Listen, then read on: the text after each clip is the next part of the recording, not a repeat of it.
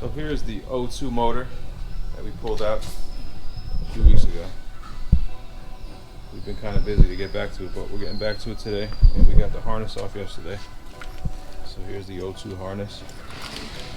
Harnesses have to go with the engine, so we had to pull that out. It was a little bit of a pain, but we got it out.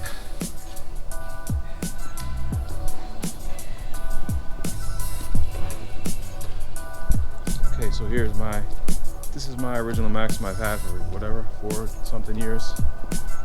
The 07 Ultima 3.5 engine, and this will be coming out and going into the black Maxima. So I've already swapped over some stuff. I had black taillights on here. I put back the original ones off the black Maxima because the black Maxima had these clear ones, which I don't really care for, but I'll be swapping these wheels over. These are 6th gen brakes. I'll be swapping that stuff over. A few other things. Black Maxima's over here.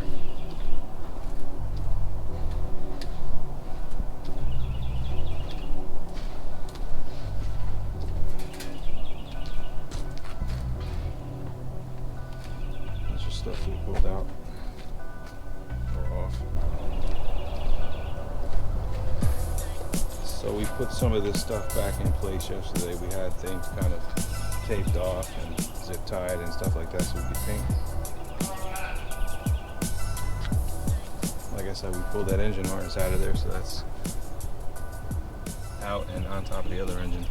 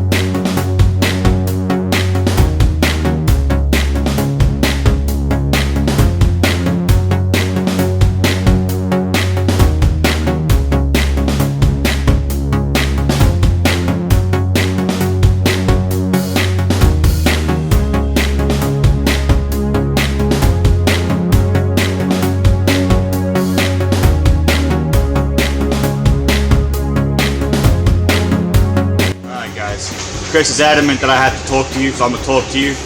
Pulling the radiator, it has to come out anyway. Pulling the radiator, everything around the engine, so we have easy access to the motor. Once all that's out the way, we can start disconnecting harnesses and get everything out the way. Alright, when pulling things apart, there's so many bolts, so many different variations of where everything goes. My favorite way of doing it is throwing it in a box. They can only go in certain places. If not, you'll figure it out.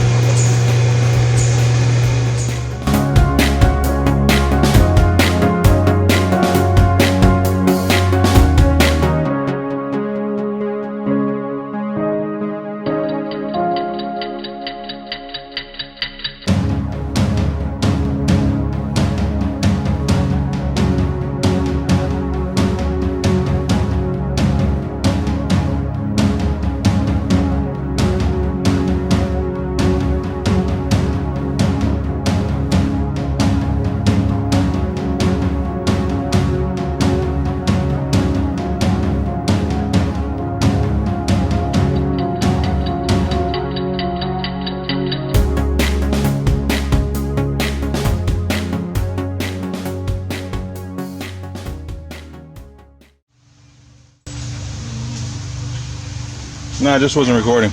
Huh? It just wasn't recording. I don't know why. I pressed record and put it up there. What have we done so far? We did the AC lines, draining the coolant, pulled the hood, pulled the strut bar, pulled the battery, starting to mess with some of the harness stuff over here and get that separated. What stays with this car, what goes with the other. What else? Pull the radiator, pull the fans, discharge the AC like I said. But that's pretty much it. We're going to keep taking stuff off, see what we get.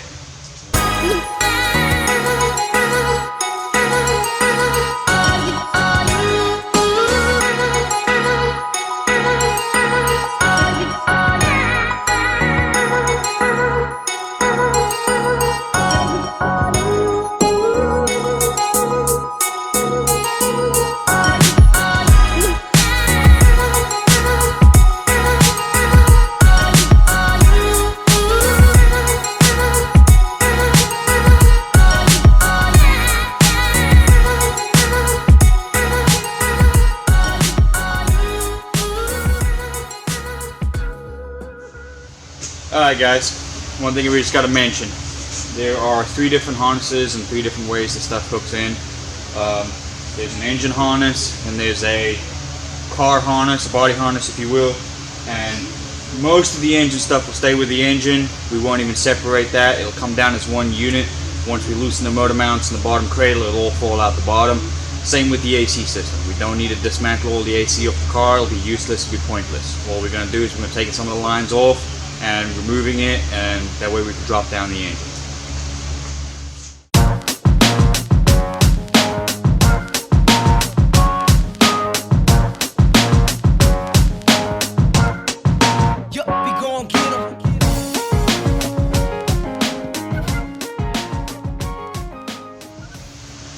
Alright guys, what I just took apart was one of 3 of the harnesses that belongs to the car. What I just disconnected right now belongs to the PCM, and it connects to all the injectors, so on and so forth. There are wires that are underneath the intake. That is a harness for the back side of the injectors, but those you don't need to worry about. You don't need to pull the intake. It has quick disconnects and powers everything in the back. Chris is making a fool. But yeah, we just disconnected all that. So the harness that's going to stay with the engine will be the stuff that's under the intake, the alternator part of it, and the starter part of the harness. And that'll all stay with the car, and it'll come down out with the engine.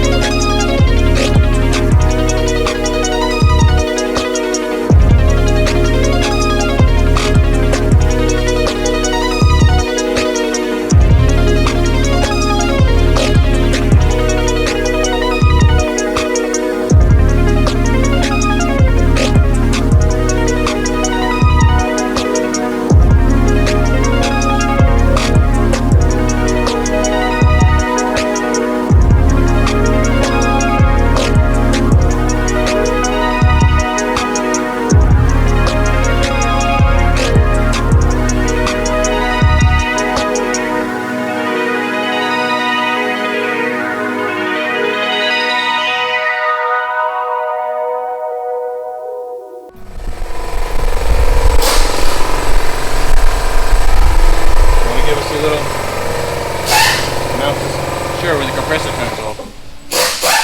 Alright, so what we did, we had discussed about taking certain things off the top part of the engine and things not to take.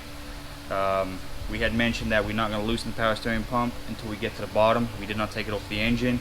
Recommendations, remember this is just my little tech tips, not how you should do it, but it's just something that I've always done. In here you'll see a 90-degree line, and it bolts right to the power steering pump right here. Okay, now on top of it you'll have a hose clamp of some sort, and I've never taken them apart because what happens is over time it sits and gets so tight, and then you have to use a pair of pliers or something and it ends up tearing up the line. It's easier just to loosen the two 12mm bolts and replace the O-ring later.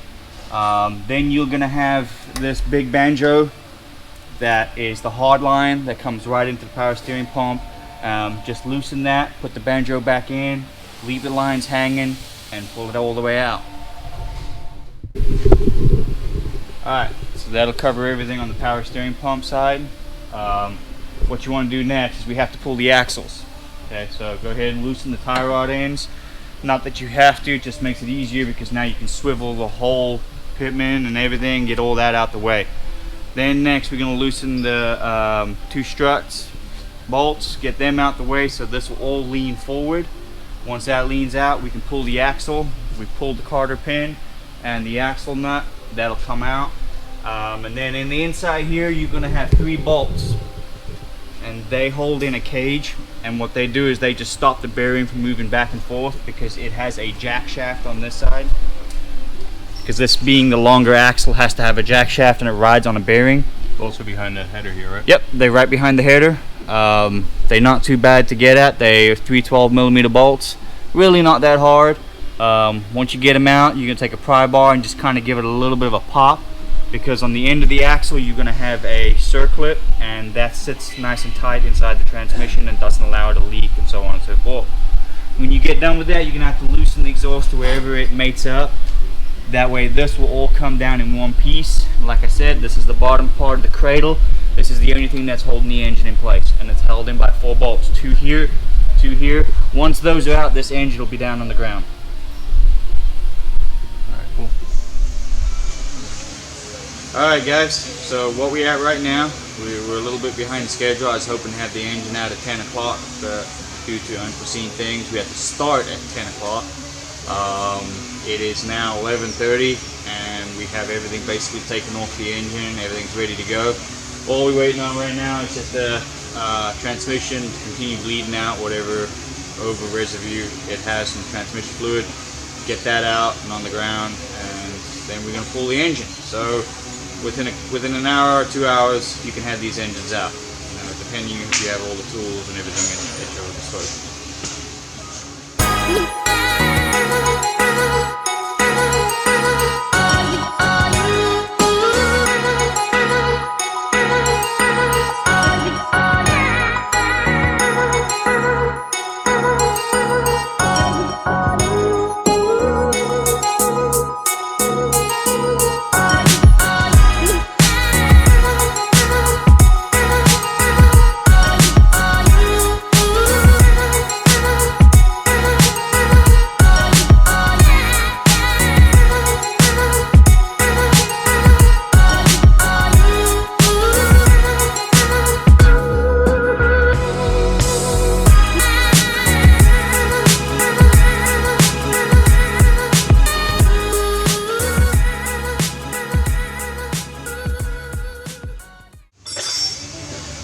Alright, like I just said, make sure you watch out for things. We had forgot the AFR still hooked up in the exhaust system, but luckily we caught it, we didn't damage it, because we all know those are expensive.